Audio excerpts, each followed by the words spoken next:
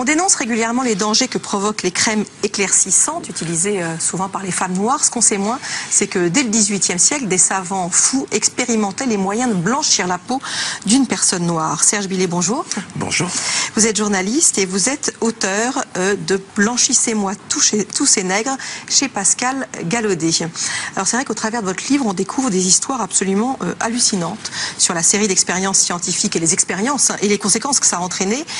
Tout commence avec le chimiste anglais Humphrey Davy. C'était quoi sa théorie à ce chimiste? Disons qu'il partait du principe, il faut d'abord remonter un peu plus loin.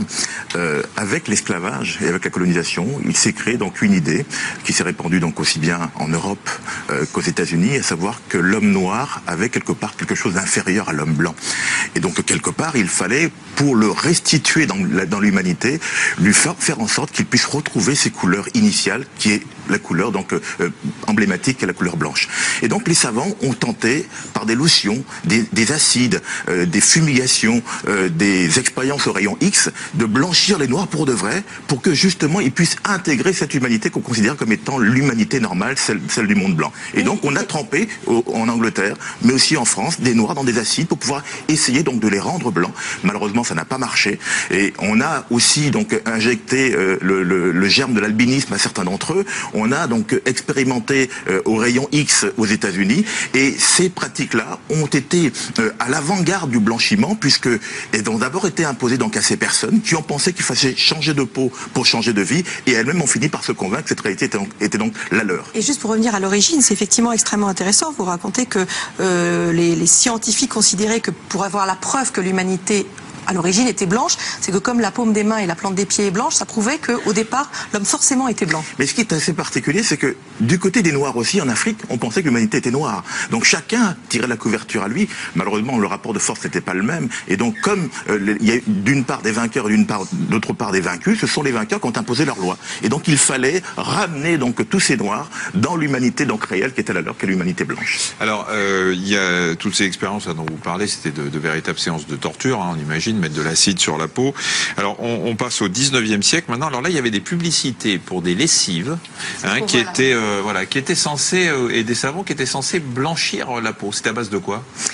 Disons que c'était des pubs mensongères, disons, comme ce qu'on a pu voir pour L'Oréal en 2008, une pub qui a été faite par Beyoncé, où on disait quelque part, donc, on avait blanchi la photo de Beyoncé parce que ça faisait mieux qu'une personne à la peau très claire puisse vanter des produits donc de ce genre-là. Et donc certains tableaux, on a blanchi certains noirs. Et même certains tableaux. Et donc, à cette époque, au 19e siècle, en France, on faisait de la pub pour des lessives et pour des savons, et on mettait donc des images où on voyait donc des noirs qui trempaient leur peau et leurs mains dans ces lessives et qui ressortaient, et ces mains ressortaient toutes blanches. Bien sûr, c'était une pub mensongère, mais c'était une façon à la fois de vanter la qualité du produit, pour dire, vous voyez, donc ce sont des produits qui sont extrêmement efficaces, et en même temps d'inférioriser donc l'homme noir en laissant entendre justement toujours cette même théorie qu'il faut que quelque part il se rapproche de l'homme blanc pour être dans la civilisation. Les raisons pour lesquelles les femmes et certains hommes d'ailleurs ont voulu se faire éclaircir la peau a évolué quand même avec les années. On est parti au départ, c'était pour lutter, enfin c'était pour ne pas être en but au racisme. Au départ, c'était ça, mais il faut savoir aussi que dans les traditions africaines, un peu comme dans les traditions japonaises aussi, la couleur blanche au départ, au XVe siècle, c'était une couleur qui était une couleur abstraite avec laquelle on entrait en communication avec les ancêtres, avec le pouvoir divin. Donc il y avait déjà une fascination pour la couleur blanche, mais qui n'avait rien à voir avec l'homme blanc. Donc c'était avant même de le connaître. Et donc naturellement, lorsque les négriers sont arrivés, certains Africains ont pensé que c'était le retour des ancêtres et ont même été effrayés par cette situation.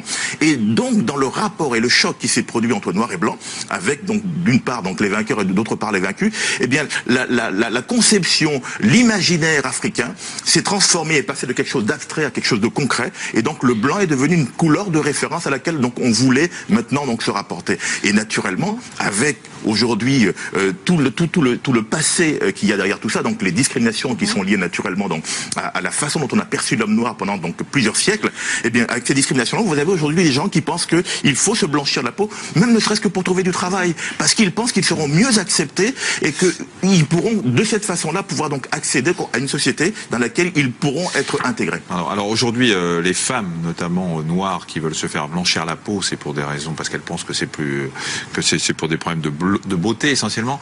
On peut pas parler de blanchiment de peau sans parler de Michael Jackson. Est-ce qu'il a été un peu le déclencheur d'une mode? Alors même si avant lui les femmes noires se blanchissaient la peau, est-ce que il a déclenché quelque chose? Quelque part oui, parce que quand vous vous dites que des femmes anonymes à Châteaurouge ou ailleurs se blanchissent la peau, on peut éventuellement se dire, bon, parce qu'elles sont pauvres ou bien parce qu'elles sont modestes, donc elles essaient de faire ça. Châteaurouge, c'est un peu le quartier africain de Paris, oui, dans le 18e arrondissement. Pour ceux qui ne le savent pas. Ouais.